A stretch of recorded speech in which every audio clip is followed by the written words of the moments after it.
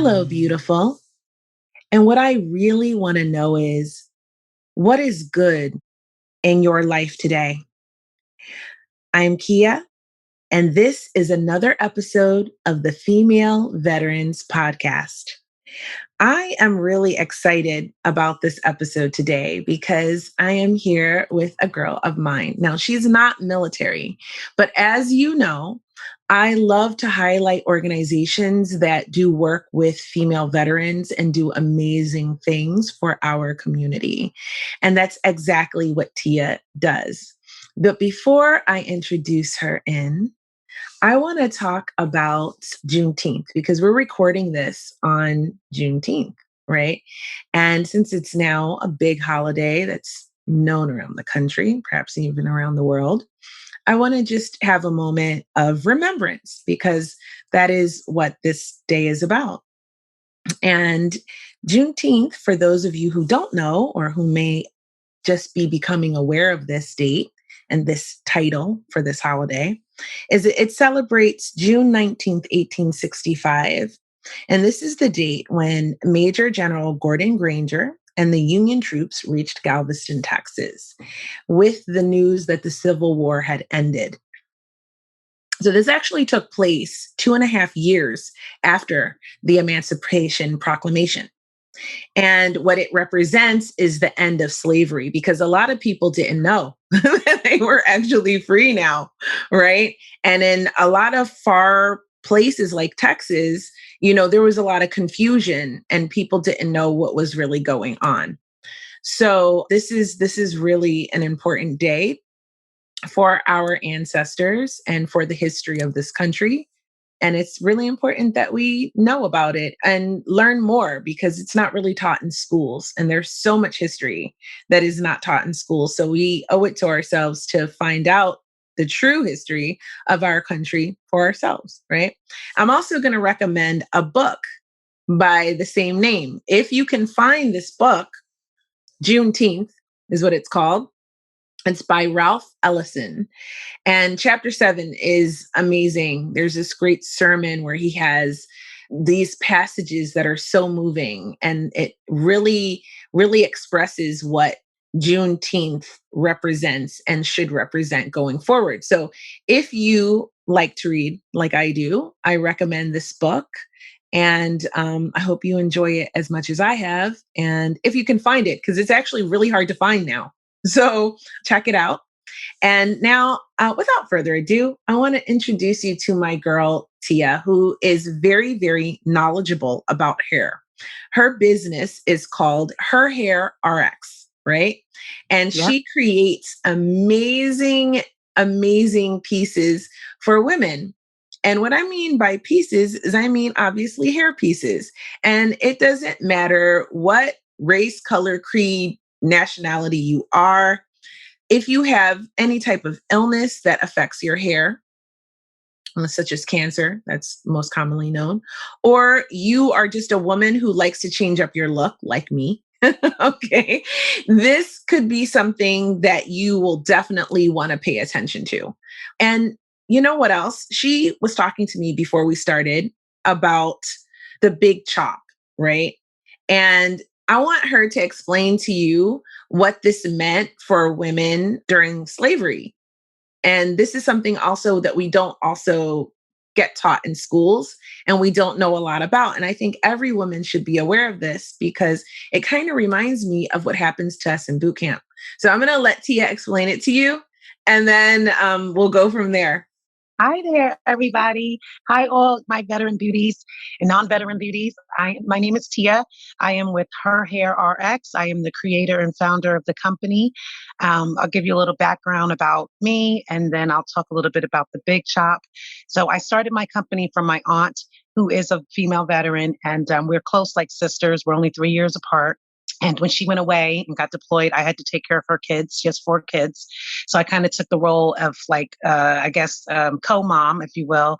And it was challenging to see her go through that. But what was more challenging than just her going away and me having to take care of the kids is her need for hair. She suffered from alopecia totalis, meaning that she had no hair anywhere. So no eyebrows, no lashes, no underarm hair, just nowhere.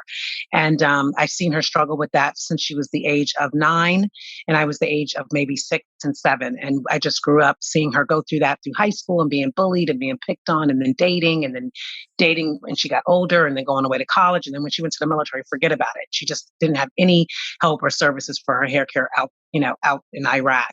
So I used to do her wigs. I used to make her wigs for her and send them to her, and also pictures of the kids and care packages and things like that. So that's what really desired my love to do what I do. So I do it from a place of love, and I really concentrate on female veterans because I know how hard it is for your community to get the quality that you deserve. So it's not just about a wig, it's actually about the quality of wig.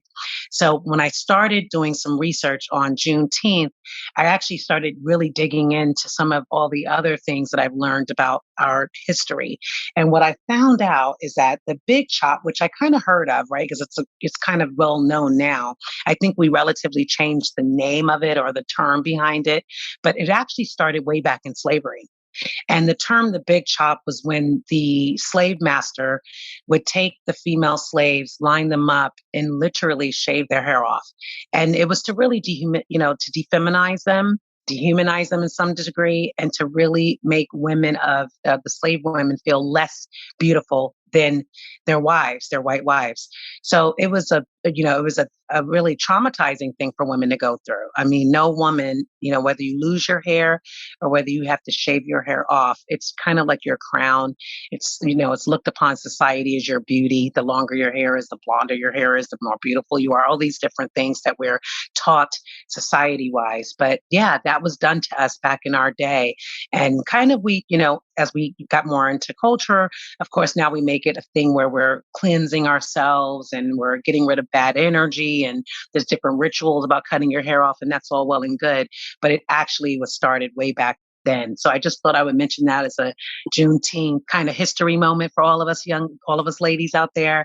And yeah, it's an amazing story. Actually, I was really profound by that, and it touched me even more to do what I do. It is. It is. I can imagine that there would be a need to sort of dehumanize further and to sort of debeautify these African women that were brought over here to be enslaved so that there would not be as much temptation amongst the owners, right? Of course there was anyway, we all Hmm. know that.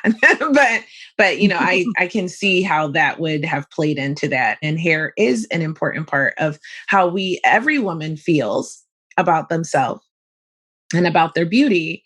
And so this is why I love what you do because, like your aunt, my best friend suffers, and with alopecia and I know that struggle. I know how that feels when you don't feel beautiful because of your hair, right? And you feel like there's nothing that you can do about it. So it is really a big struggle for women with cancer and other sorts of illnesses that affect their hair. And I know that a lot of female veterans suffer as well, which is why it's amazing that you do this work for female veterans and why I wanted to bring you on and share your message with everybody.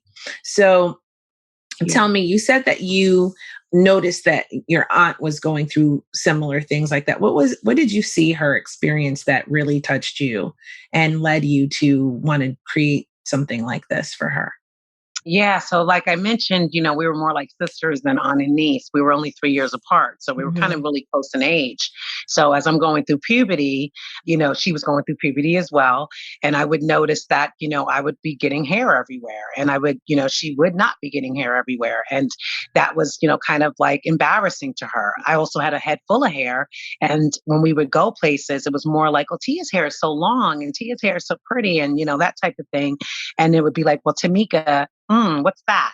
She has like something sitting on her head that looks like a baseball cap.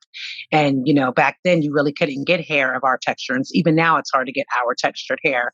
So her hair always looked like it always stood out. It always was a sore thumb. She couldn't really wear a lot of hairstyles like ponytails like me. She couldn't really, wear the up and coming cool, hairstyles like the salt and pepper and the cool haircuts that we used to have growing up. And, it was just, self conscious for her. So I always, just, always seen her struggle with trying to fit in and trying to look normal, if you will. It just got worse and worse over time because as she got older, then it became an issue with going to the pools or going to the beaches or going on vacations. Like when we used to do our girls' trips to Jamaica and DR. And, she was always self conscious of how, she needed to wear a scarf or she needed to wear some type of Hmm. bonnet or some type of something just to hang out with us. So it was a lot of, just going through that on a constant basis. And I would also say a little bit about my story too, even though I do have a head full of hair, I do choose to wear wigs because it's easier. And I also kind of experienced my own hair issues in corporate America because, as you know, there's like a certain look and a certain prototype that we have to fit into. And I worked for big hair companies. I worked for Hair Club for Men and Women, and I also worked for Alterna Hair Care, and both of them were Caucasian kind of hair companies. So when I was going into work as a high-end executive there, I would have to go in with a bob or something really subtle. I couldn't really wear, I mean, I even had to do longer hair just to kind of really, fit in with some of the Caucasian other sales reps. So for me, it was easier for me to wear a wig because it was one, less time consuming, and two, it kind of looked like their hair, if I would, say it back then. And so I kind of understand both sides of it, having no hair and needing a wig and having to wear hair just to fit into a corporate mold. I know when I was working in my salons back in the day too, I had to work with a lot of women that were broadcasters that were in corporate America that just really could not wear their natural hair or even hair that resembled natural hair because it wasn't considered appropriate, like braids or dreadlocks or, any type of Afro puff or any type of Afro looking styles. So yeah, just having that whole experience tied into everything that I do, but especially for women that suffer from hair loss is where my love and passion come from. So tell me, how did you get started? Yeah, so I got started just making wigs for my aunt, really. I mean, that's really where I really, just kind of started out. I just started playing around with hair, trying to make her the best hair piece, always fixing her hair to look good. Whether I was trying to flat iron it, curl it, straighten it, do whatever I had to do to make that wig look better. I did it, whatever it took. And then I got, more experience learning through the company that I worked for, Hair Club for Men and Women. They were a big hair wig company, basically. I don't know if Hmm. anyone's heard of them, Oh, I've heard but of them for sure. they do like the toupees and the stuff like that, but then they also brought in women. So back in the day when I was working there, it was I'm not only the client, but I'm also the president. And that was kind of like their slogan, which was Hmm. well known. And it was really a male driven company at that point. We only serviced men. And then later on, they started servicing women. And this is when I was really departing from them. And this is when I kind of branched off to do my own thing. I was a top sales rep for them. I had one of the biggest locations. I worked in the Fort Lee and in the Manhattan location in New York and in Upper New Jersey. And when we started servicing women, what really pained me the most is that they would have me cut or shave the woman's hair off in order to glue the toupee onto their head. So women will come in suffering from hair loss and needed a wig or needed a hair piece. And we just started selling to women. But what the company did not do in the beginning is they did not do the research on how to actually apply a wig to a woman's hair that had hair. You don't have to shave their hair off, but because they Hmm. were so used to dealing with men, they would shave the men's hair off, which would be fine because he would have like maybe one little patch of hair and be bald. So they would need to shave that off to, give him a proper toupee. But for women, we didn't need those extremities, as I would call it today. So they would shave the woman's hair off and then smack this wig on their head. And some of them looked okay, I would say. And then some of them didn't look okay because they also weren't used to styling a woman's wig. They were used to styling men's toupee.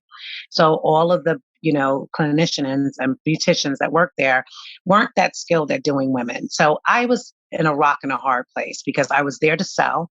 I was a top sales consultant for them, and my job was to do consultations all day and really sell the hair pieces to the clients. I felt challenged with it. I felt like I did not want to do this anymore. I did not want to service, women getting their hair shaved off just to get a wig glued to their face. And I felt like I could do better on my own, and I did. I, slowly started learning how to make my own wigs, develop my own wigs, outsource hair for my wigs. And it took me about 6 years to get it together, but I did it. And within good time, I started my company. I opened up a salon, is where I, started first in 2014. I closed it in 2018 and just went online. And then I signed up with Veterans Administration. And that's when I really blossomed and opened up my company to female veterans. And it's beautiful. It's a beautiful thing what you do for female veterans, considering your aunt, who is like your sister, is also a veteran, right? Yeah, And for I remember sure. we talked before, and one of the stories that I loved was about how you would send her hair to wherever she was so that she would never have to be without. I love that. I Thank love you. that. Yeah, true story. Yeah, that's amazing. So tell me now, what were the greatest takeaways from working for such a big hair organization that you were able to apply and improve upon, maybe even to do this, what you do for female veterans? I guess the biggest takeaway for me would be technique. I learned exactly how to do things with wigs. I became, very efficient in it. And I had good suppliers. So I really get good hair because of contacts. Let's just say that. That's good. That's good to know because everybody out here listening, they may have, maybe it's not them themselves, but maybe it's someone they know, or maybe, I mean, you can absolutely love your hair. I'm just gonna bust this myth. You can absolutely love your hair and still have wigs or hair pieces. And I actually even hesitate to call what you create, your creations, a wig, because I know that they're so much more than that, right? They're like a beautiful piece, like a creation, like an artwork. Like for example, if everyone knows about a couture gown, right? Like a handmade, beautiful gown made by a high-end luxury designer. Well, what Teia does is the equivalent of that, but for hair. So if you're listening right now and you just want to know what you look with blonde hair or dark hair, you could have one of these just for fun, right? Or Absolutely. we all know that the Kardashians, for example, rock wigs on the regular, right? But Yeah. they wear luxury hair, like the kind that you create. What's beautiful about this is that you create these luxury pieces, these full units, this hair for female veterans, and we are able to get a prescription for them from our doctor with a prescription for human hair, which a lot of female veterans probably don't even know. I didn't know. You can Mhm. actually get luxury, top notch couture, if you will, hair from Teia for no cost to yourself, right? So if you're suffering or going through something like alopecia or going through cancer or whatever illness is affecting your hair, you can go and speak to your doctor at your VA and you can ask them for a prescription for human hair for a piece and request Tia, and you will be able to get to work with her to get a custom fitted piece for yourself.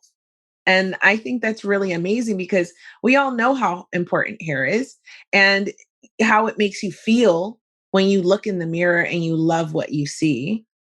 So if you're suffering, this can be a really good solution for you, and it's free, which is one of the reasons why I just had to have Tia on and talk about this. So Tia, what do you see in a lot of your clients? Why is it that they come to you and they keep coming back to you?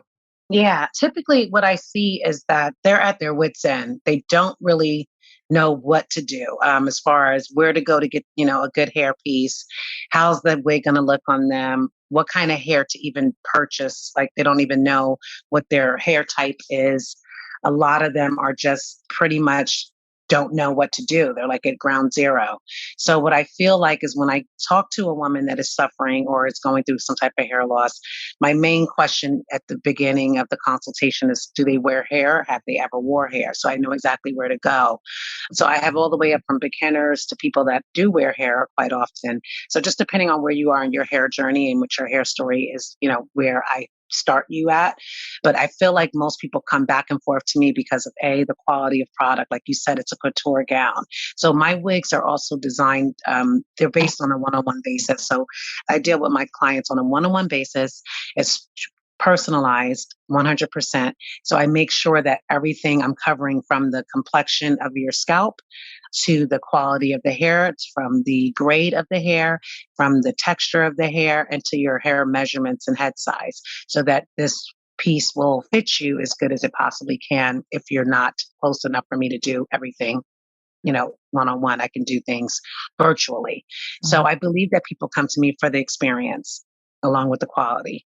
So take us through the experience from beginning to end. So if I was to reach out to you, what would happen? What would happen next? Yeah. So most likely, the first thing that we would do is have a consult, a consultation, which would be a Mhm. conversation. I want to know what's going on. So I may dip and dab into a little bit of the medical history, if it's a medical reason why you're losing your hair, if it's something like stress, or if it's like postpartum, or if it's anything like maybe even wearing I know a lot of female veterans tell me from wearing the caps, their edges are gone and the Mhm. rubbing out from the edges. Mhm. So, depending on whatever the situation is, I'll start there. So, it's kind of like a questionnaire to really get to know you and what's going on with you. Second thing would probably be getting a little bit more personal as to, why now wear a wig, or, anything that I should know that's important to you about the wig. So, really getting into know that person, because I know look and style and how they used to wear their hair or what they're really looking for. Like your friend, your best friend Melanie, she wanted to wear a bang, and I was like, okay, let's do it. So that was fun to do a wig with a bang. So I haven't done a wig bang in a while. She actually inspired me to do my little hair today. So yeah, I was kind of fun over the bang things. I was like, dang, I haven't done a bang in so long. But yeah, so really getting to know that person and what they're really wanting to do personally. So after the medical history is done and I get the medical facts of what's really happening underneath, then I talk more about the personal aspect of it, from color, from texture to hairstyle to how you used to wear your hair, just so I can get a vibe for you. And then secondly, I'll send over a bunch of paperwork that needs to be filled out, and we'll talk a little bit about the veteran process so that you understand how to go about getting your prescription so that the wig is 100% covered through the VA. And then once we cover all the paperwork and stuff, now it's really about me sending you a kit, which I love to do. I send you samples of the hair that I sell, that I'm going to make the wig out of. So you'll probably get about 4 or 5 different textures that you can choose from based on our conversation. So I'll give you plenty of options, where you can go from kinky, which is like a very afro texture, or you can go from coily, which is more of like a coily curl, and when you can go from curly, which is more of a loose, kind of like a loose curl, kind of like a Spanish wave, if you would, or a water wave look. And then, of course, there's my favorite one is the kinky straight, which Melanie actually got, which I was surprised that she chose that texture, which was fun to do. And then I also do like the body wave, which is, very popular as well. Mhm. So those are, pretty much what I would send out on a kit. So with the kit, I send my hair products, as well as I also specialize in a hair shampoo, a hair conditioner, a hair treatment oil, and a hair temple balm, which is good for like a protective and to help you grow back your edges if you are losing edges there. So I send an entire kit so that you can look through everything, really get a feel of who I am and what I do in my business, and just have some really good goodies to kind of like get us started on this journey, because it is a journey. I'm developing something for you. So it takes some time. So then once I do all that and you receive your products, then we circle back again. And this time I'm following up to see if you've gotten your prescription and if you had any issues with the VA, so I can help you fight through that. Because I know sometimes going to your doctor and back and forth with them can be a hassle. And I'm really good with talking to the VA. I'm really good with making sure you guys get whatever you need. So sometimes I may have to call the VA for you, or I may have to intervene, and I may have to step in and be like, well, wait a minute. No, she's entitled to a human hair, because sometimes they want to give you synthetic wigs, and that's a no go. No one's doing that. So you deserve No. human hair for sure. Good hair, good hair. Must be good hair. So I really fight for that. So just to make sure. So the last step, I'll follow back up, make sure we got everything, make sure the prescriptions are in, make sure I have your doctor's information, the VA hospital that you attend information, so I can reach out to them. And then once everything is finalized and I know everything is good to go on your end, then it's all about me. So I take my time at that point. We'll probably go back and forth with some pictures and some styles and some ideas of what you like. And then once you tell me this is exactly what I want, that's what I like, or here's what I want, this is exactly what I want, then I go ahead and make it. And again, I already have your paperwork because you already filled out your wig form and all that good stuff. So I know your measurements and I know the complexion of your scalp, because I also do something that's really unique to the wigs as well, is that I add a polymer. I want to call it like a polymer. It's like a polymer base on the lace of the wig that will resemble your exact texture of your the exact color complexion of your scalp. So everyone pretty much has a different skin complexion. That's why there's thousands of foundation makeups out there. And what you see on YouTube today is what the girls are doing with like the baldless method, is that they're taking a wig cap, putting it on their head while gluing it down with some type of gotta be or something. And then what they'll do is they'll use a concealer or their foundation to kind of blend in the wig cap with their foundation, which I guess it does do the trick. Sometimes your wigs can look seamless that way, and I get that. But however, that's a lot of work sometimes. And then of course the makeup fades off, and then I also feel like the polymer protects the lace, so your wig is going to last you probably 2 years or 3 years if we take good care of it. Because the hair is great hair, a good hair, and secondly, that polymer that I put on there, which is made of your complexion from your foundation color, that is going to protect that lace. So you're not going to really have to tweeze the lace, bleach the lace, put some type of makeup on the lace. It's already kind of embedded in there, which is awesome. And I love to, you can part it in any way you like. So if you wear a left part, a right part, a middle part, do your thing. If you want the part to be a little bit more defined, you can tweeze that part by all means just to get a more definition, but you don't necessarily have to.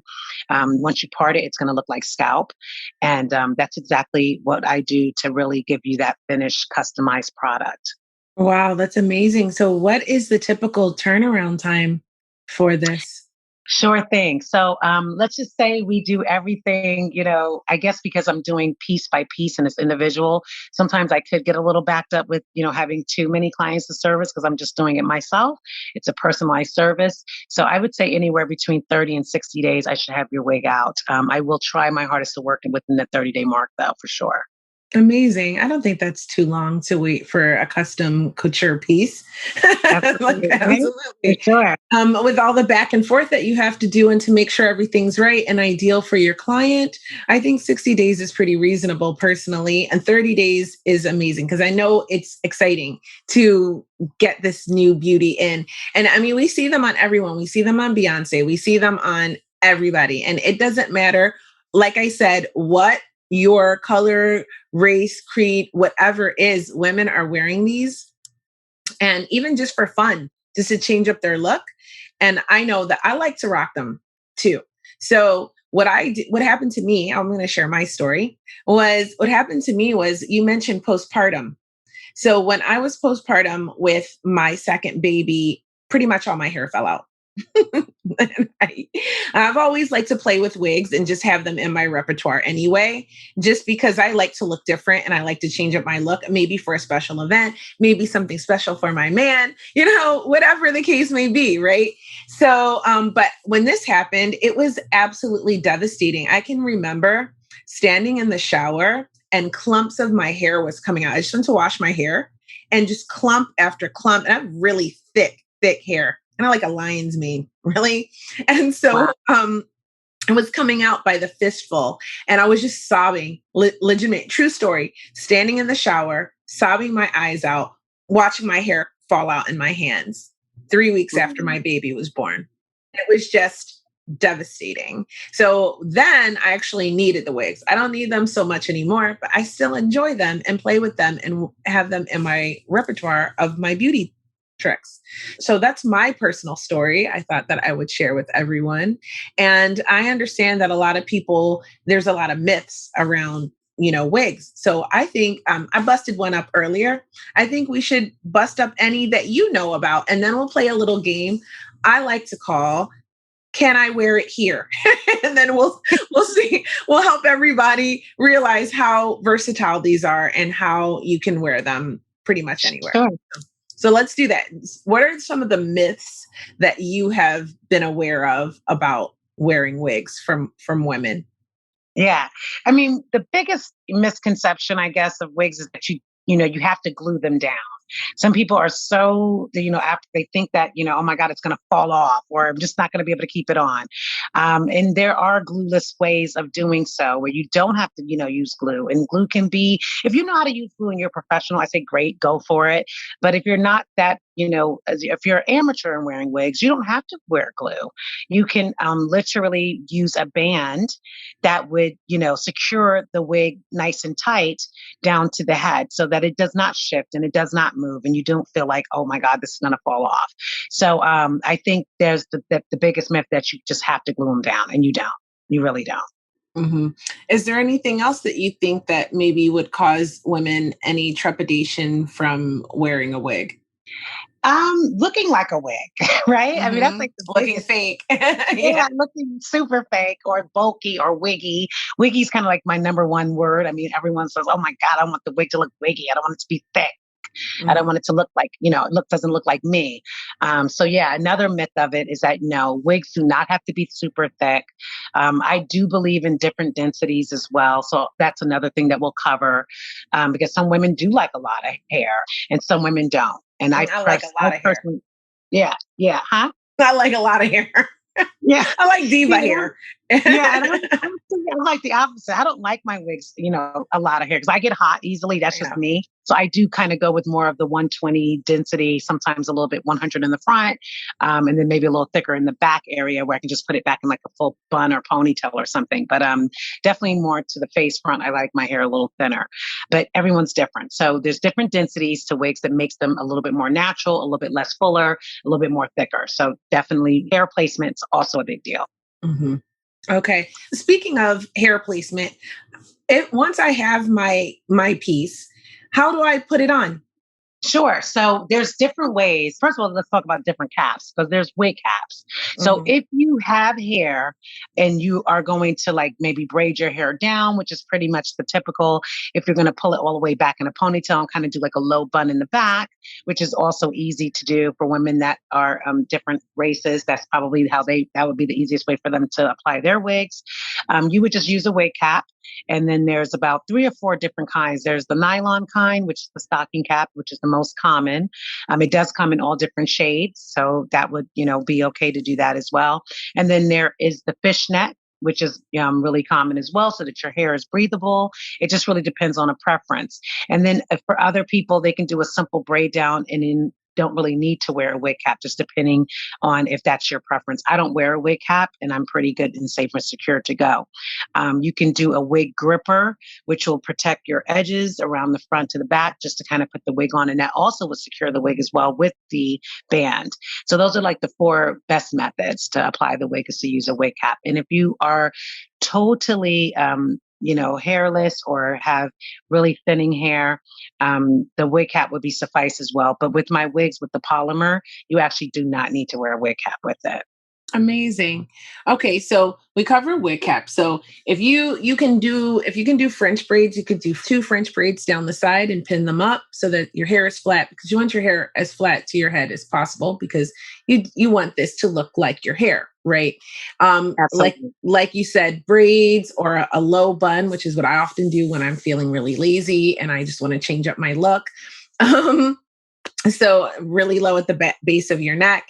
You could do that with your wig cap, but with yours, you don't need a wig cap, which is amazing because you want your hair to be able to breathe, and those stocking caps can be very bad for your hair. So you don't want it on all the time. Which brings me to my next question. If I want to glue it down, right, and I just want that extra layer of security, how do I do that? Sure. So there's all different types of using glue. The most common would be kind of what you see on YouTube all day, every day, Hmm. which is kind of like do it yourself with the Gotta Be spray. That's pretty easy. You would just go out. Gotta Be is a really popular product, especially for securing wigs. And you can actually spray the base of your forehead with the stocking cap on and kind of let it cool dry with a blow dryer and apply the wig down. And that should secure it for maybe a day or two. It just depends on how you sweat with that method. Hmm. And then, of course, there's stronger adhesives, which is like maybe like a ghost bond or a clear bond or anything like that, where you would use a brush applicator to kind of brush your hairline with the glue, let that cool until it comes like a taffy. So it becomes like a clear taffy. And then you would stick the wig down that way. And then the easiest way I would say for any beginner how I started going down my wigs was I used wig tape. which I think is a lot safer in a sense that, you just place the tape. It's like a two-sided tape. You would just place the tape around your base of your hairline and then remove the other side of the tape and then literally just stick the wig down on that, on that hairline area. And that would be one of the, great ways for beginners to start playing with adhesives. I'm not really big on the adhesives, not unless, again, like I said, you're a professional and you've been using them, because adhesives can be harsh to the hairline and you don't want to rip, or damage your hairline by using glue. But if you had to use it, I would start with either the tape, go to the gotta be, and then eventually go into the more of the harder bonds if that's what you choose to do. But again, you don't have to wear anything at all with the wig, just a basic band, and that will secure that baby down and it will look just like it's growing out of your scalp, especially with the complexion polymer that I use. So, okay, how long should I keep my wig on? Good question. It's a preference. Me personally, I don't glue down my wigs. So for me, I do take them off at night. I rarely do sleep in my wigs, but sometimes I do fall asleep. But either way, if I take my wig off at night, I do put it on my mannequin head.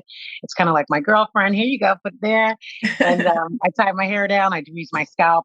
Do a little self care if I'm like washing my face at night, washing my makeup off. My hair is a regimen as well. So I don't glue mine down at all. So if you're gluing down your wigs, I would say I personally would think to not keep the wig on no more than at least 6 to 7 days. Give your hair a break. Do a wash hair day at the end of the week. Take the wig off. Wash your wig if it has any like styling products on it because you want to keep it fresh and clean. And I would also wash my own hair as well. And at that point, reapply the wig. So I would say give yourself a break in between just to kind of have your hair self care a day. If you need to wear a wig 24/7 because, again, you don't have hair, then I would definitely still be able to take the wig off and massage my scalp and use some hair products to make sure that my scalp is healthy. You don't want to wear a wig for more than a week and a half at a time without treating your own scalp and hair because you don't want to gain fungus or anything underneath that. So you still want to be able to take care of what's going on underneath. The wig is not really used as like a band-aid, it's Mm, really used as we don't ever want to use it as a cover-up. We want to use it as an addition to our life. So it's a beauty part of our beauty regimen every day. an accessory. So, if I am, suffering from alopecia and I wear my wig for 7 days, how long should and I sleep in it, of course, and everything. My first question is, how long should I let my scalp rest before I reapply or start wearing? That's a good question. I mean, typically, if you're going to be wearing the wig every day, like it's your hair, because again, you have alopecia, meaning you don't have any hair, I would give your scalp just a good treatment. So Mhm. I would use, any type of good cleansing product on the scalp, definitely some type of moisturizing oil for your scalp, and just maybe hang out for like a couple of hours or so, do your regimen for your hair, and then you can put the wig back on again. It's just a matter of treating the scalp before just, leaving it on and not doing anything at all to it.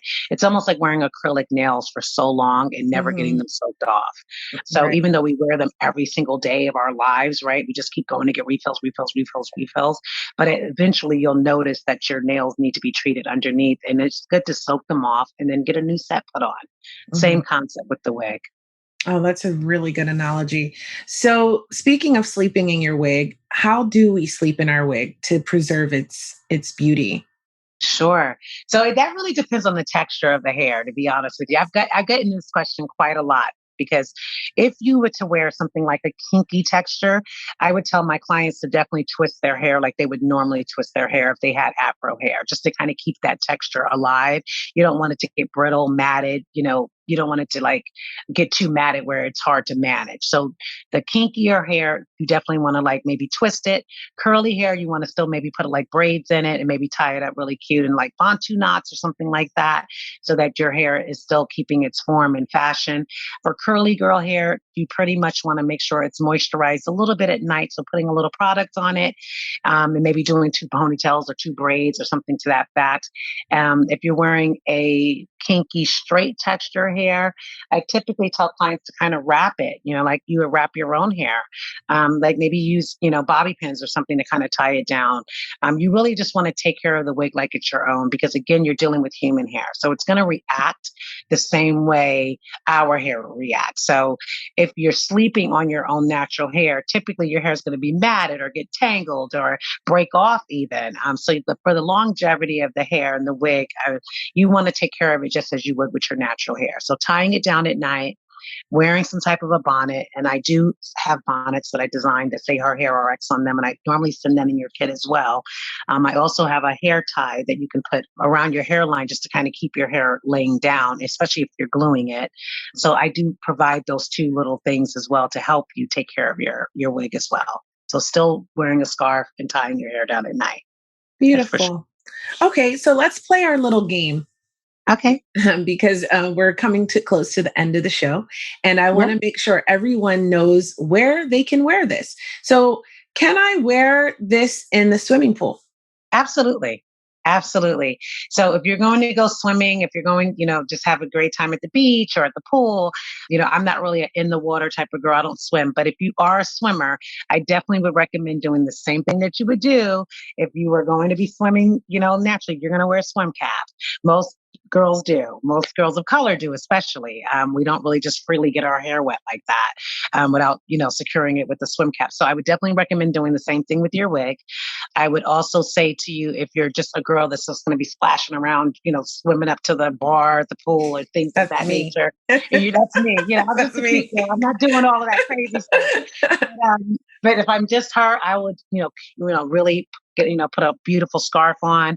I love to wear beautiful bonnets, different like caps and things for my hair as an accessory. So you can do that as well, which is really sexy. You can wear like a bandana or some type of a headband to kind of like just bring it in. And definitely you can still wear your hair in the poolside or at the beach. Absolutely. I like to braid mine up. Yep, yep. Put it in some Braiding up is braids. the easiest. Yep. Yeah. I love a nice braid. I love a Whether braid. I'm wearing a wig or not, actually, Yeah, that's my same goal. here. So tell me, so if we can wear it in the water, I could swim with it if I wear a swim cap and it'll hold even if I don't have glue. Or do you recommend wearing glue if I'm going, or some sort of bond if I'm going to go in Yeah. the water? Yeah, if you're a truly active person and you're going to be doing more than the average person, like if you know you're going to be swimming with dolphins or doing something extreme like scuba diving or something like that, then Hmm. why not secure the way with a little bond? If you're going on a really, exaborate vacation to Aruba or Jamaica, maybe that is the week that you would use bond. I would say if you're not a bond user on a day to day basis, take your unit to the salon and have them apply it for you. This Hmm. way you are doing it professionally. But yeah, if you're going to be doing some extreme water sports or any type of extreme activities anyway with your wig, I would say definitely glue it down just for that one, moment for sure. Just for the Okay. extra support. Yeah. Since we're talking about water, what about the shower? Oh yeah, that's easy. Showers typical. I shower in my wigs all the time.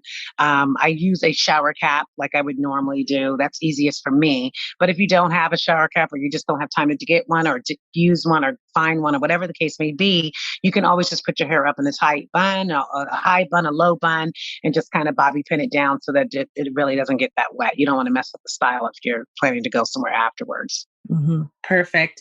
And what about, so we talked about swimming, but also I imagine the same thing applies for any other athletics like hiking or doing some sort of sports. Yeah, again, if you're just if you're a super athletic person, you can still wear your wig. You do everything you would normally do. You can run with your wig, you can exercise with your wig, you can hike, you can go on these, you could do anything activity wise.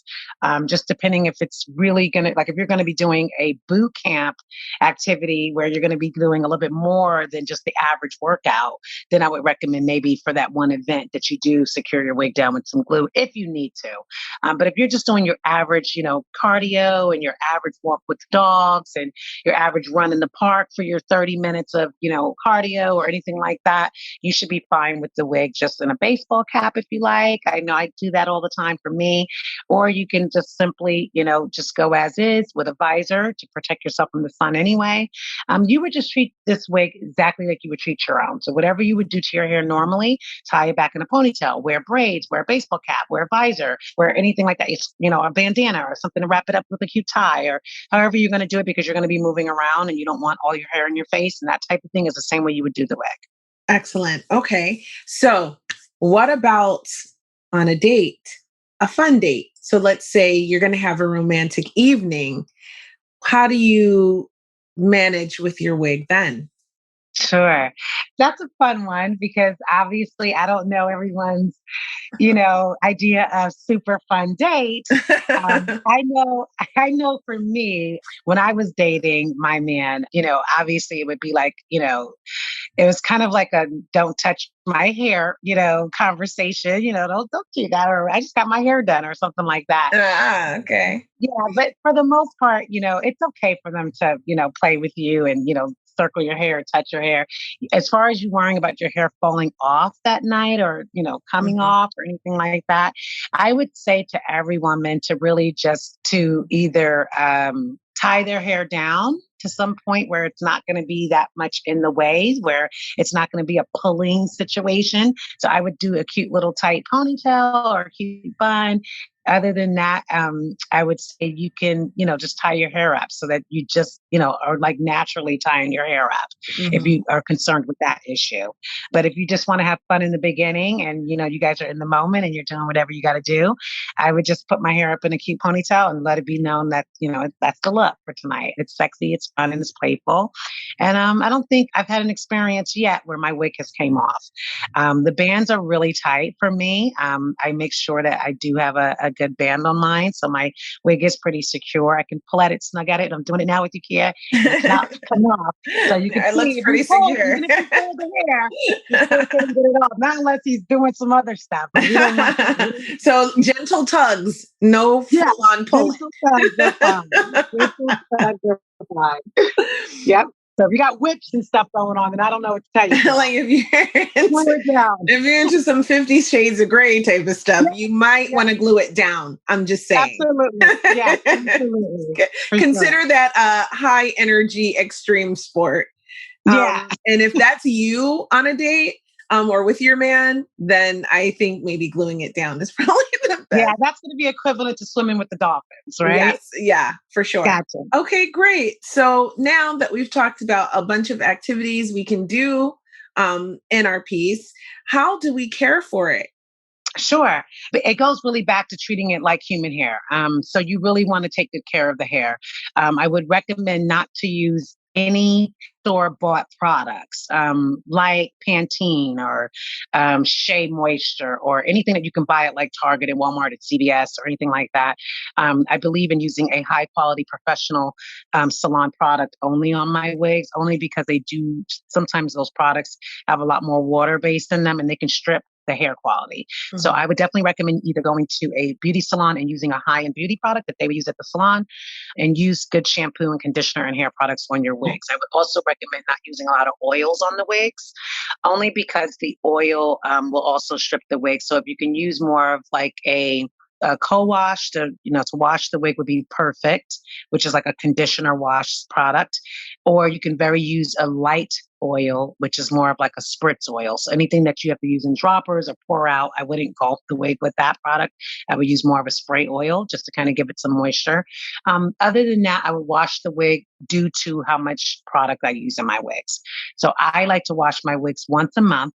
That's just me. I don't like to overly wash them. And I don't also use heat on my wigs a lot. So I let them air dry. I don't do a lot of blow drying.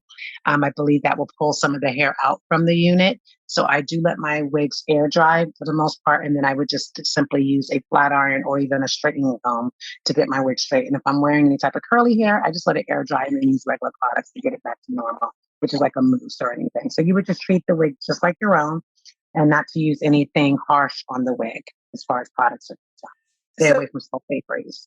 you mentioned, styling the hair, right? So I'm curious about if using like heated rollers or a curling iron, if it's human hair, we should be able to do that, right? So would you Sure. recommend doing that?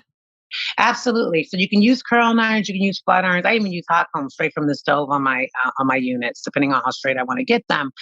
You can use spiral curlers. You can use rollers that don't require any heat at all. The number one way to really get a simple curl out of your wig without using heat at all is one of those foam rollers. That's really popular. So if you just put a bunch of foam rollers in your wig at night, and then in the morning just take it out, you'll have an awesome curl. So you could do that as well. But you can treat the hair and pretty much do anything you want. You can curl it, dye it, style it, fry it. I like to say, I like to fry it as blown straight sometimes. But you can do anything to the hair because it's human hair. So you're able to do about anything to it and let it bounce back to its normal state again, as long as you take care of it with good products. Amazing. So this has all been such amazing information. Thank you so much for sharing it, Tia. I think that what you're doing is incredible. It is life changing for women. And I know that you make beautiful products. And speaking of beautiful products, I know that you sent me a gift. And I am going to open it right now, even though most people will have to just listen to me opening it. Everyone will listen to me opening it, but I'll do my best to explain what I'm seeing as I'm unboxing this beauty. So, this is my first unboxing on the Female Veterans Podcast. Okay, so I'm opening the box and it's full of really cool stuff. Okay, hold on. So first of all, there's this little sort of container. It's really cute. It's black and white and it has lots of really cute words on it. And it says her hair RX. Beautiful texture, coils, edges, kinky, moisture, happy, soulful. Don't touch my hair. I love that. Work in progress. This is amazing. So let me see what's in this little package. Oh my gosh. So I have her conditioner with peppermint oil and provitamin B5 for scalp and wigs. And this is amazing. It's a very beautiful black, white, and gold bottle, super elegant looking. And I have some more products in here. She's so cool. Shampoo, her shampoo, same thing. Amazing, amazing, and beautiful for me to use to shampoo this beauty. And it has peppermint and tea tree oil. That's incredible. It smells so good. I can already smell how amazing they smell, you guys. Thank you. So good. Tia, wow. I'm so impressed. This is pretty. It's pretty too. Her treatment oil with peppermint, almond, and soy oils. That's incredible. It smells good to the. I can just smell peppermint. I love the smell of peppermint. Me I love too. the way it feels on my skin. When I was little, my mom used to use peppermint soap on me Me too. Me too. for my sensitive skin. I have a bobby pin in here. And I have some Temple Balm with, again, peppermint oil and vitamins A, C, and E. Amazing. Oh, let me see the texture of this. Yeah, that's a really awesome temple bomb. It took me forever to Oh, come up with girl. something. Everyone wanted me to do an edge control, and I totally went against that. And I did more of a protective, which is going to grow back the edges and really kind of, give your hair back that protection that we need from wearing wigs all day. So So I chose the right product for I me think anyway. so. It smells really good. The consistency is really creamy. It has like you can feel the oil in it, so you can feel how moisturizing it will be for your edges, Yeah, and protective. It smells amazing. I can't wait to use that. I'm going to use that today. I'm thank, going to thank use all you. of this stuff today. Yeah. So what else do I have in here? Oh, look at this beauty. Oh my God. Wow, she's a little weathered from traveling, Oh, but yeah. You can tell she's been across the miles, but I mean, because she went clear across the country. she did. So you may not know that once you have a couture hairpiece, okay, you give her a name and you treat her like a girlfriend. Okay. So when we're saying her, she has her own pronouns. Okay. And she looks amazing. Here with her, I have my little edge band to get my edges down. Her scalp looks incredible and amazing. A beautiful part. She's wavy. It looks like I'll be shifting up my look soon to wear black hair, which I do like to change up my look. She's got lots of pin curls in because she's curly. And the hair just feels so amazing and just incredibly silky and fine, but also full and full of body. She's so pretty. Thank you, Tia. I You're can welcome. She's so, so pretty. I'm gonna have fun. You guys know I do photo shoots. And if you don't, I do Oh, photo shoots from time to time, right? So this is why I like to have wigs. And I put them on my personal Instagram page at Creativity, and that's on Instagram. So if you want to follow along, I'm also a success coach at London Real Academy, which a lot of you guys know. I help people achieve their goals. So I put a lot of like success tips, lots of different stuff from my personal life goes on to my at Creativity Instagram page, and as well as my photo shoots and whatever trips I'm going on and events that I'm doing. And that's all over there. And you will probably see me in this in an upcoming photo shoot on my at Creativity Instagram page if you want to check that out or follow along. So, oh, there's something else in here. Girl, did you send me concealer? that's your makeup. So that's your makeup from your scalp. Oh, Yeah. girl. So this is exactly what my scalp looks like on my beautiful piece. Wish I Yeah. named her Tia. I don't know what to name her. I think I'm There's gonna one name. more thing in there. Is there There's one something more else thing. in here? Yeah. I missed Yeah, it. there should be. Oh, you're right. I thought this was like a pillow for her hair. Okay, okay. So for her to chill on while she was, but there's something else in here. All right, let me open it up, you guys. Let me try to be fast because I know this episode is running long. And all of Okay. my episodes for this season have run really, really long. So I want to say thank you for um, listening for sometimes 2.5 hours to these stories because they're so big. And every female veteran story is so important. And there's no way I'm going to just cut her off. Girl, we're going to hear the story. Okay. Because some part of that story might be a survival guide for somebody else. So we got to do it. Oh my gosh. Look at this. Okay. So, what I have now in my hands is a really cute pink t shirt with a stiletto and a military boot on it with a lot of amazing words on it, like divine and strong and blessed and respect and brave and courage, and woman veteran and courageous and heroic. And it's really, really pretty and really, really cute. I'm going to put it on after this and I will take a selfie in it and post it on my Female Veterans Podcast Instagram. So if you follow me at the Female Veterans Podcast, I'll put it there. And you know what? I'll put it on Twitter. I don't post a lot on Twitter, but I am on there. So if you don't mind, go and follow me there. It's at FemVet Podcast on Twitter. And I'm going to post a picture on there too, actually, because I really have been slacking on my social media and I need to step up my game. So I appreciate your support and all of that. Thank you so much, Tia. This Thank you, was everyone. Thank you, really Kia. incredible. And I know there's one more thing. So if you've been listening to this and you're like, wow, I want to see the hair, don't worry, you'll see it. But if you're like, I want to know about this, I really would like to have, one of these. I know that Tia is so kind and she loves female veterans so much that she is going to do a giveaway. And so, Yeah. Tia, do you want to talk about that before we wrap up the show? Sure. Absolutely. So if you inbox me, you can go to my first of all, you can go to my Instagram. It is her hair RX. So pretty simple. So HERHAIR and then R and then X. If you go to her hair RX, you can inbox me, DM me, tell me a little bit of your name and female veteran and what ranking you were and things of that nature, a little story. And then basically, I'm going to be doing a wig giveaway to any female veteran that responds from this podcast. So if you would just hashtag me and Kia to it so we can both see it, I think that would be a great idea. And basically, Kia will be picking a winner from the podcast and announcing who won the free wig giveaway. Make sure you just DM me with all your information so that we can contact you back if you are chosen. So it would be your name, what veteran hospital you would go to. That would be important for me to know what city you rep, what city you're in, and a little bit about your story. And then obviously just a simple DM would be all I need.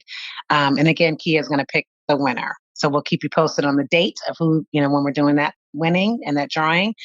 If you just want to reach out to me in regards to any questions about the wig or anything you need to know so that you can get one with your prescription, which will be free coverage from your benefits, nothing out of pocket. And you can also inbox me as well and ask away. I'm here to answer all and any questions.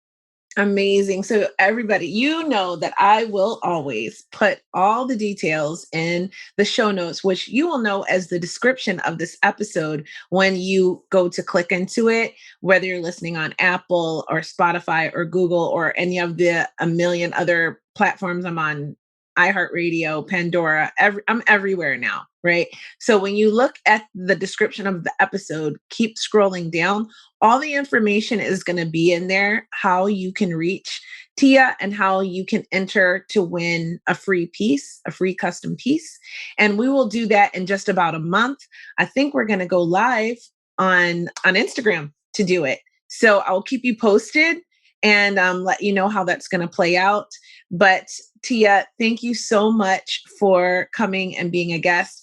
I know that you are also selling merchandise, and Yes. I saw on your site some cute American flag pumps, girl. I'm coming for those pumps. Yes. 4th of July is right around the corner. Yes. Yes. Okay, Yes. they are so cute. Thank So you. check out Teia's merchandise. I will put her website, I'll put all her information in the description box. Sure. And Teia, is there anything else you want to say before we wrap it up? Not so much. I just want to say to everyone, happy Juneteenth again, everybody. I want to wish every female out there that's listening, whether you're a veteran or not, I want to wish everyone a beautiful rest of your holiday, your weekend. Enjoy it, embrace it, and just love the skin that we're in. Ladies, thank you. And Kia, thank you so much for having me again today. I really appreciate being on. The pleasure has been all mine. And with that, we are going to wrap it up, the special Juneteenth episode, which you will probably hear a week from Juneteenth. So, but it's coming out soon, and I hope you've enjoyed it. And I want to thank everybody for your love and your support and continuing to represent for the female veteran community and to show love and the donations and all of that stuff, and following on all my social media and all the love that I get on a regular basis for this show. You are so appreciated. Every single one of you is so appreciated. If you would like to share your story with me, do not hesitate to send me a direct message via any of my channels where you can direct message me. I would love to hear your story and connect with you as always. This is such a beautiful community that's growing from this podcast. And I am so grateful to all of you, really, truly. I want to wish you also a beautiful day. Thank you for coming on this journey with me. I will talk to you next time.